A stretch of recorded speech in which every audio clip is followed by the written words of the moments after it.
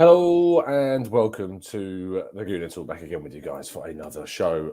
Apologies, first of all, no microphone still haven't been able to get it working, so apologies if the audio is sounding a little bit off. I'm having to use this earphones mic for the moment, but I'm hoping it's still clear and you can hear me absolutely fine. Do let me know in the chat box if you indeed can or can't hear me, but I'm hoping that you can. I hope you're doing well. This is, of course, the Arsenal transfer show, in which every single morning at 8 a.m. we bring you the latest information regarding Arsenal, talking about not just transfers, of course, but also the wider news of the club. And it is match day, which I'm very, very thankful for. Needed another game to come around to witness. There's no show tonight, unfortunately. There will be a breakdown of the game tomorrow morning in the 8 a.m. show, so do join us in for that. And there's plenty of shows out there that'll be providing you with reactions. The Arsenal Way will, of course, be doing their own, and I'm sure you can tune in for the open mic show on the Gooners podcast as well. But good morning to everybody in the chat box. Stevie, Eugene, thank you so much for joining us. Matt G says Manu. Matt G says morning rather than saying Manu. Good morning to Manu, though, and Kaiser, and Cam, and Bruce, and Paul, and of course all of the others that I enjoyed joining us this morning. Thank you so much for making this part of your morning routine. Thank you so much, as always. But without further ado, let's crack on with today's stories. And we start by telling you, of course, to go over and subscribe to the Arsenal Way, as we always do. As I said, there'll be a live show straight after the final whistle over on the channel, so make sure that you are subscribed. And other than that, you'll be able to join me in the morning, as I said, at 8 a.m. for my own breakdown of the game. But our first story, one of only three this morning to go through, considering it is match day and news is on the light side, as it will be while we're still playing through this festive period leading up into the January window, where it is sure to explode into all manners of chaos and transfer news.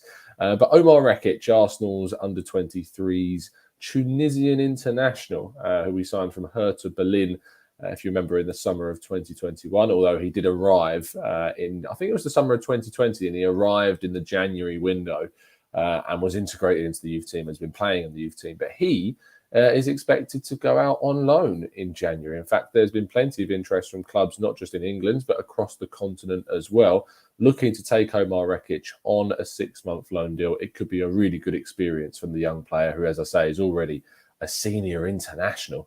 And it would be, as I say, a really good move. And I think one that will lead to further excitement around his talents and his future. He's very good at playing out from the back. And we look forward to seeing what he can provide those teams, no matter where he ends up going. We know that Portsmouth's Danny Cowley is interested, but considering there are now plenty of clubs across the continent interested, it does seem that a move elsewhere would be much better for his competitiveness and his own development.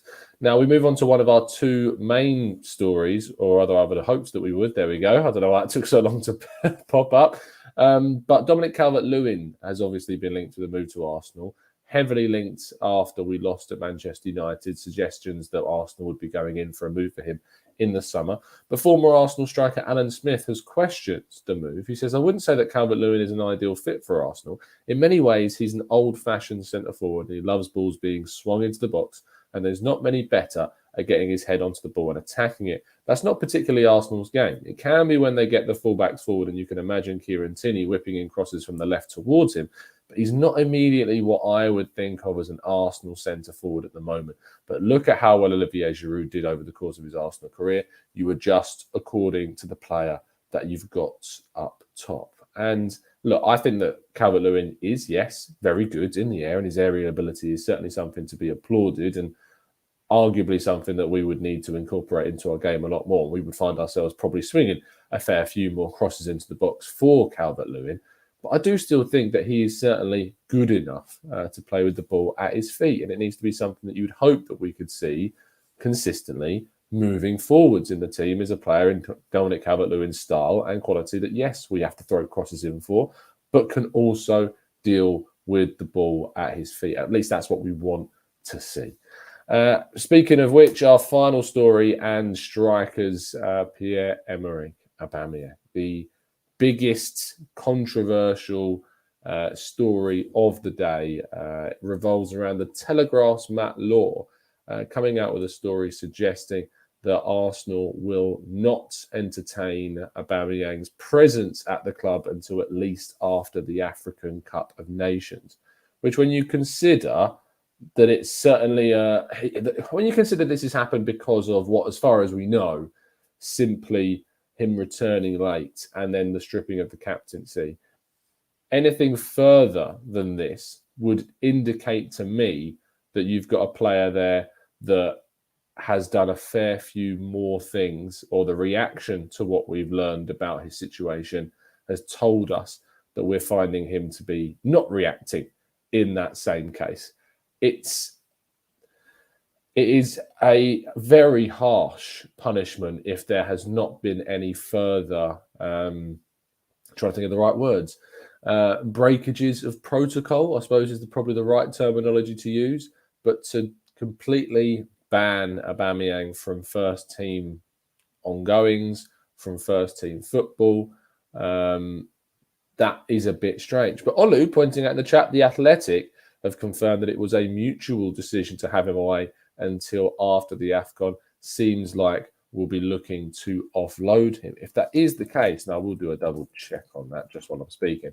That does obviously change things a little bit for Arsenal, but here we go. Let's find. I'm assuming it was written by David Alston McNicholas. It was indeed. He's training by himself away from the first team in Arsenal after being excluded. However, he is now believed to be back training by himself at the club's London Colney base in recent days. I don't see anything about mutual just yet, about it being a decision between them. That's just me skimming through this. But I still think that whilst I agree that he should be punished for what he's done, and the captaincy being stripped is definitely the right move, in my opinion, to have him away from everything until after the African Cup of Nations is a long time. It's not going to improve the situation for him. I would be very, very concerned about that. I just think that it's not good for the environment of a player that was so integrated into the team to be away from things. I don't think it's anything to do with illness. I don't think it's to do anything with injury. But especially when our current captain now, Alexandre Lacazette, is so close with the player, is that going to have a big impact on him? I find it strange. I feel like the stripping of the captaincy was enough of a punishment. And the only reason why he would be away from the team now is possibly if he himself has done more or has reacted to it badly. That's all I can think of for this. Let's see what you're saying in the chat box. Stephen says, we don't know his reaction to be stripped of the captaincy, plus complete silence from him, which speaks volumes. John says it can't be just that. It must have been the follow-up to the suspension, the captain removal. Aubameyang's reaction must have been bad. Xhaka, my captain, says, lol, that's just silly, which is fair enough. Alfred says, is what he did more outrageous than Xhaka? I can remember Mikel taking over after Emery and Xhaka walking straight into the team after being sidelined. Something is not right.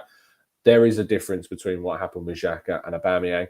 Xhaka was being abused by large portions of the fan base, not only him, but his wife and his unborn child at the time, and then was booed by his own fans in the stadium. And it just snapped for Granit Xhaka. It's not to justify his actions, and he was rightly stripped of the captaincy. But Xhaka's actions are, I can explain those. I can't explain a bad reaction to this when it's been multiple cases of him being late and turning up not on time. It's not good enough, especially for a North London derby previously. And if he was giving special dispensation to leave the country when there was a travel ban, he should respect that and come back on time. So I, for one, think the two are separate, and I think that you have to judge Xhaka's with the context of the situation surrounding his actions against Crystal Palace. Rakeem says, hi Tom, how are you getting on in the Arsenal review app, the game you try to predict what team Arteta picks? Yeah, I mean, I haven't done the last one because my predictive skills, as you'll know from fantasy football, is awful. And I'm a very competitive person. So when things stop going well, I'm a bit of a rage quitter. I mean, I don't play FIFA anymore, but if anything got more than 3-0, I'm gone. I'm out of there. I'm done. I'm rage quitting. I can't handle losing. I hate it. It's horrible. I'm so competitive. So as soon as I started getting these predictions wrong and the optimist that I am always wanted to predict a win. Yeah, it was never going to end well for me. It's just how it works. Anyway, let's move on to your questions in the chat box, people. And start throwing them in, and we'll go through as many of them as feasibly possible in the next 10 or so minutes.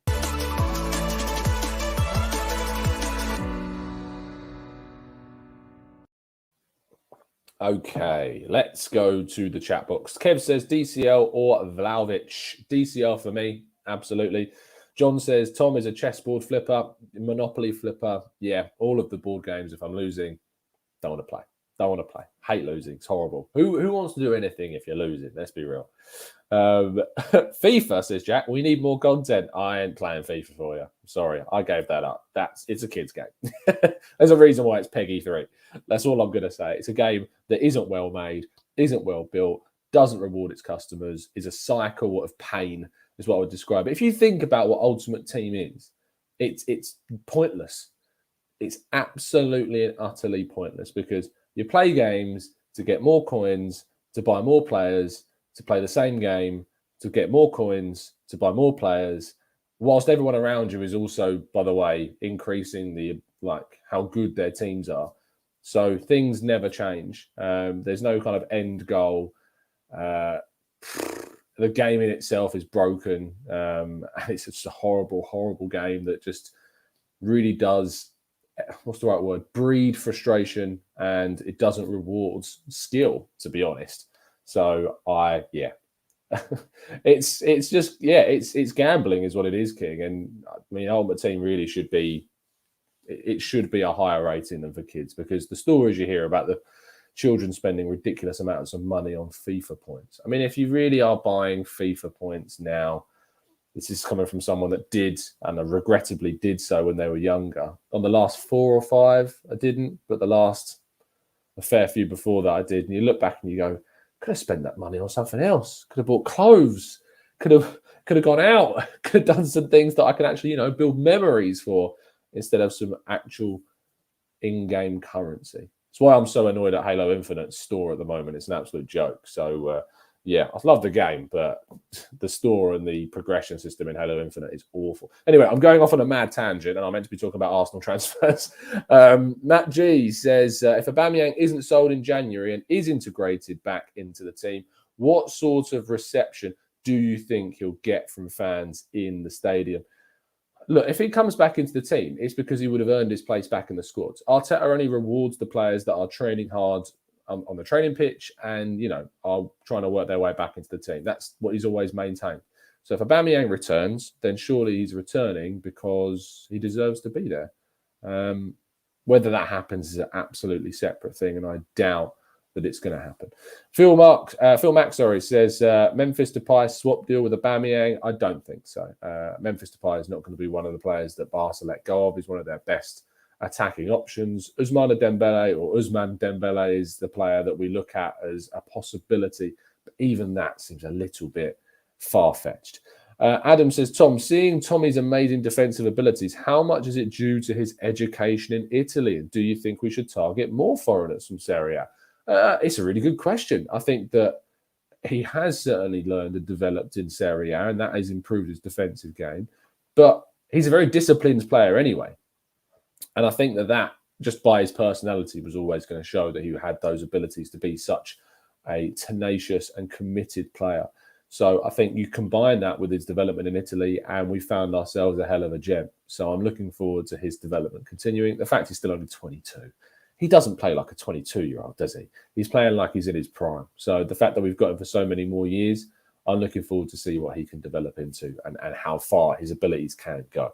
Manu says, we've talked about Saliba a lot, but I really think he has matured a lot since joining Marseille. I agree with you. In his last interview, he said he needed the slap in his face to wake up and put his head down. I'm not surprised. I think that he has grown up. I mean, he's hit his 20s. It's always a period where you do end up growing up a hell of a lot more when you hit that main period of adulthood.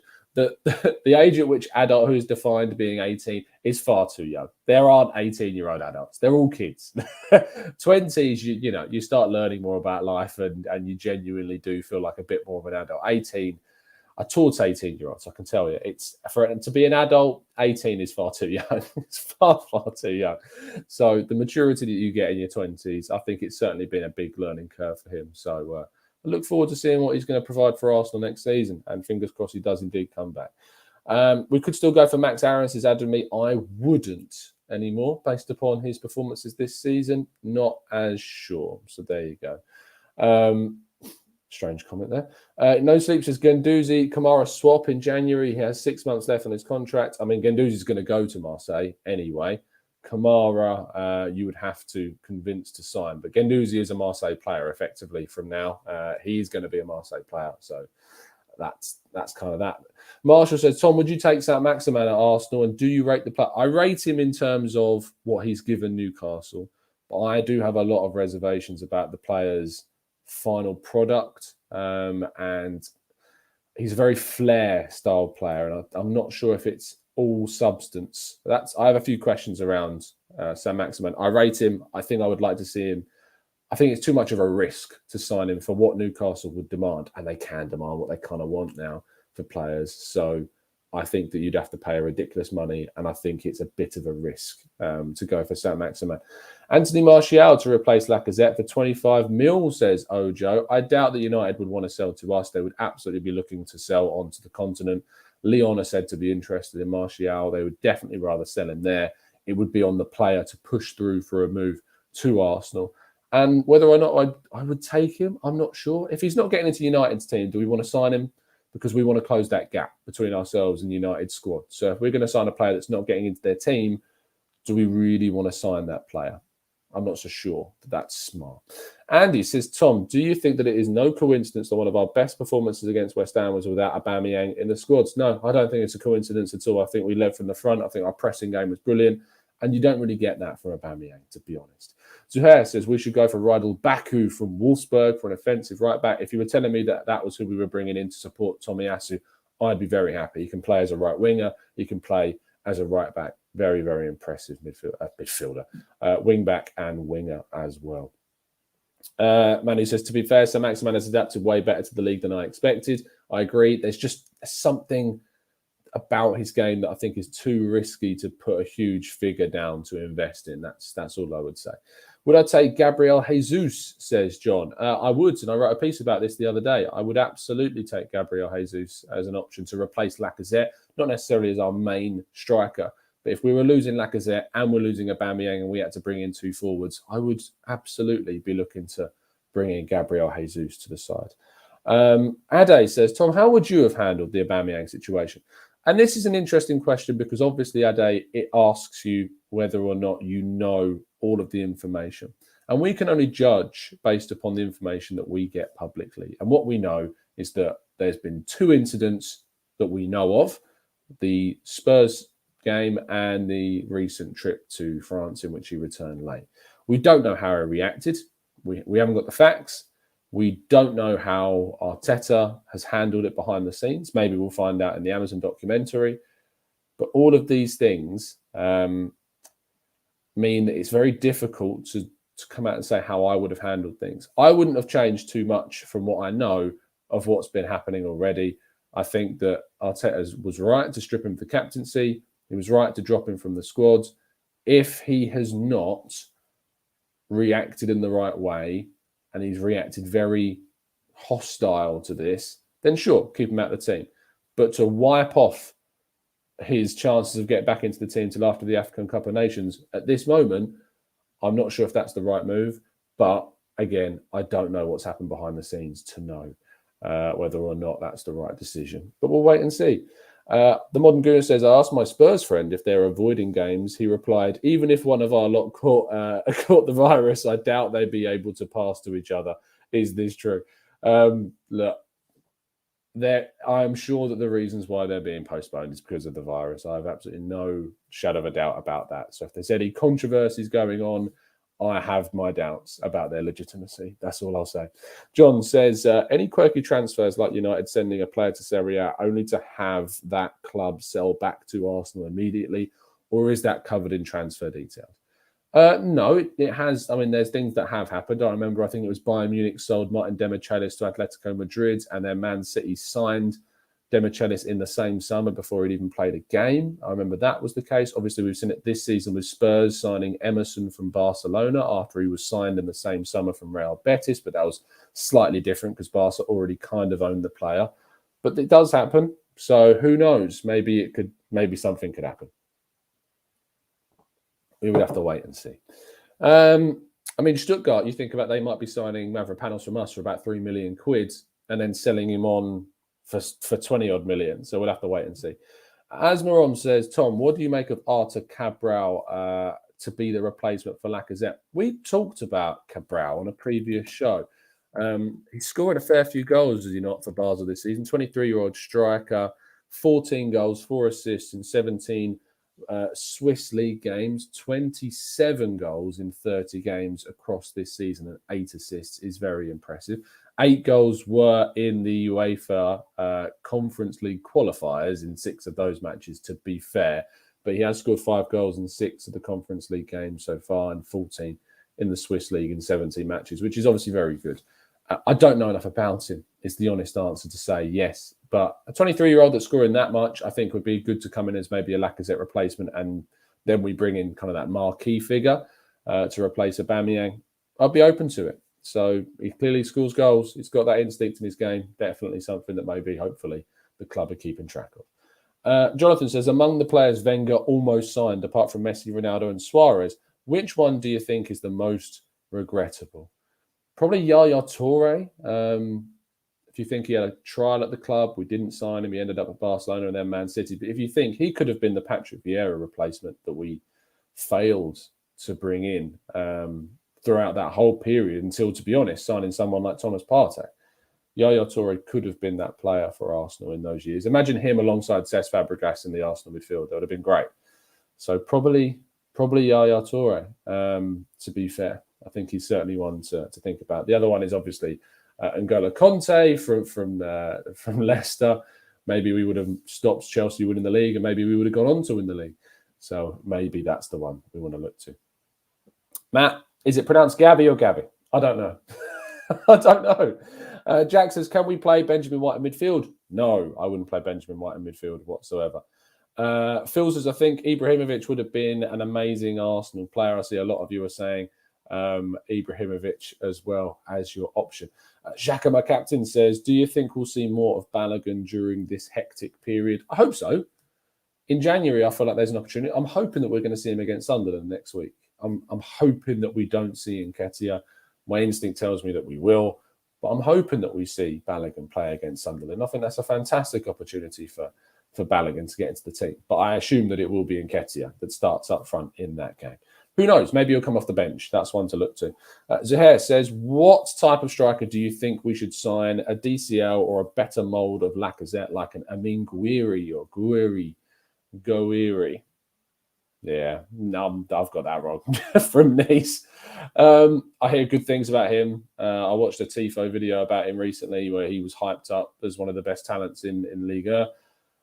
I like DCL. I feel like he's more of your marquee replacement for Aubameyang. And I feel like we're going to need to bring in kind of your young, up-and-coming strikers to replace Lacazette. So a Cabral, a Gouiri, any of those, I think would make sense. But yeah, I think maybe someone, considering how highly rated he is, would make sense for the team.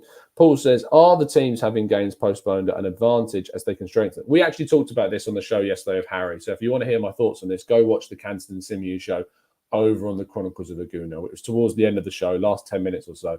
So tune into that and I'll give you my thoughts on that one. So there you go. Anyway, we're going to wrap things up there. That is your only show of the day, I'm afraid. I won't be live after the game. I will be live again tomorrow morning to break down the game, but I'm out this evening for the in-law's birthday. So I'm going to enjoy that. I'm going to miss some of the game, which sucks. But I'm going to be catching up on it and watching it all in full when I get back, and then watching enough so I can break it down with you guys tomorrow morning at 8 a.m. So make sure you tune in then. It's been an absolute pleasure to speak to you. Enjoy your day. It's Saturday, thank goodness. Enjoy your days off, people, unless you're working, in which make it through the day. And I'll see you tomorrow morning at 8 o'clock. Drop a like on the video. Subscribe to the channel if you're new. And as always, up the Arsenal.